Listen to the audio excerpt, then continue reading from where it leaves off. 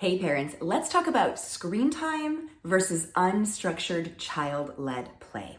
Had a great conversation with a really wonderful mama yesterday, and she was talking about how her tween doesn't spend much time on a screen. Then she started outlining what the rest of her tween's day looked like. And between school and sports practice and piano and tutoring, there was really only about 30 minutes every day where the child wasn't in some sort of structured activity. So the mom wondered, is it okay for her child to be on her screen for that 30 minutes? And it isn't really a yes or no question, but it's more about the balance. Because we know from decades of research that kids and teens do their best learning when they have unstructured time, whether that is play, creative pursuits of their own choosing, or just wandering around outside in the fresh air and nature daydreaming. Their brain needs that time to develop critical functions like problem solving, perspective taking, empathy, figuring out how much risk they're comfortable with, and a whole list of other things.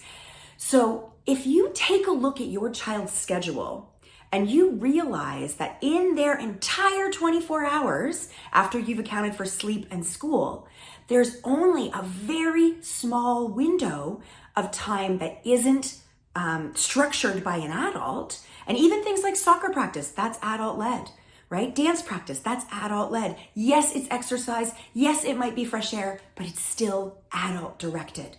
So if out of that 24-hour day, your child is only getting a very small amount of time to spend doing unstructured child-led activities, then the bigger question than should they be spending that time on a screen is actually how can we free up more space in their life for those unstructured child-led activities? And then if there's more space for that, there might be more room for some screen time in there as a healthy option. So just something to think about. If you are wondering how to set up your family for lifelong healthy relationships with screens, devices, tech, AI, all of those things, book a Connect with Kate call. I'd love to talk with you.